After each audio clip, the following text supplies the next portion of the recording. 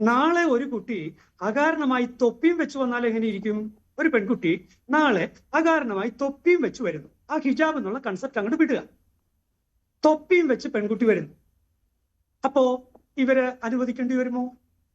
ഇങ്ങനെ നമ്മള് ഹിജാബ് ഹിജാബ് ഹിജാബ് എന്നുള്ളത് ഒരൊറ്റ ഒരു കണ്ണിലൂടെ മാത്രമല്ല കാര്യങ്ങൾ കാണേണ്ടത്. ഇവിടെ ഡിസിപ്ലിൻ എന്ന് പറയുന്നത് സമത്വത്തിന്റെയും എല്ലാവരും തമ്മിലുള്ള ഐക്യത്തിന്റെയും ഒന്നിപ്പിന്റെയും ഒക്കെ അതുപോലെ അച്ചടക്കത്തിന്റെയും എല്ലാം ഒരു സിമ്പൽ അല്ലേ യൂണിഫോം എന്ന് പറയുന്നത്? അവിടെ ഹിജാബ് ഒരാള്, തൊപ്പി ഒരാള്, വേറൊരാള് വേറെ സംഗതി കുത്തി വരുന്നു, അല്ലെങ്കിൽ പക്ഷേ ഫാദർ ജോഷി മയ്യാറ്റിൽ ഇങ്ങനെ യൂണിഫോം റൂളൊക്കെ ഉള്ള സ്കൂളുകളിൽ പോലും പലയിടത്തും കണ്ടിട്ടുള്ളതാണ്. അതൊരു വിട്ടുവീഴ്ചയുടെ ഭാഗമായിട്ടോ അങ്ങനെയൊക്കെ വരാം. അത് തടയണ്ടല്ലോ എന്ന് കരുതി ഒരുപാട് സ്കൂളുകളിൽ തട്ടമിട്ട് വരുന്നുണ്ടല്ലോ. അതിന് എതിർക്കാറുമില്ല, നമ്മൾ കാണുന്നതാണ്, പല സ്കൂളുകളിലും വരുന്നുണ്ട്.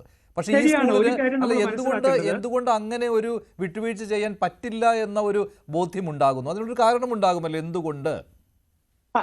ഒരു കാര്യം നമ്മൾ മനസ്സിലാക്കേണ്ടത്, ഒന്ന്, നമ്മുടെ ഗവൺമെന്റ് സ്കൂളുകളിലെല്ലാം യൂണിഫോമിൽ ഹിജാബ് ഇടാവുന്നതേ ഉള്ളൂ. രണ്ട്, ഗവൺമെന്റ് എയ്ഡഡ് ആയിട്ടുള്ള സ്കൂളുകൾ, അത് പ്രൈവറ്റ് പേഴ്സൺസ് നടത്തുന്നതാണെങ്കിൽ തന്നെയും അവിടെ ഹിജാബ് അനുവദിക്കേണ്ടതാണ്. ഇത്രയും കാര്യങ്ങൾ അറിയാം.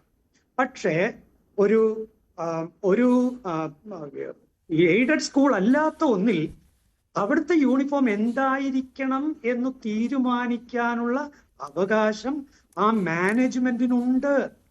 അതുകൊണ്ട് 30 വർഷമായി ആ മാനേജ്മെന്റ് എടുത്തിട്ടുള്ള ഒരു നിലപാടുണ്ട്. ആ നിലപാട് ഇപ്പോൾ മാറ്റേണ്ട എന്ത് സാഹചര്യമാണ് നിലവിലുള്ളത്? ഇനി ഒരു കാര്യം പറയാം. ഇപ്പോ ഈ പറയുന്ന ഹിജാബിന്റെ കാര്യമായിട്ട് ഹിജാബിന്റെ കാര്യമായിട്ട് കുറെ പേര് വരുന്നു. ഇനി അടുത്തത് വരുമ്പോൾ എന്ത് ചെയ്യും? അത് കഴിഞ്ഞ് വരുമ്പോൾ എന്ത് ചെയ്യും?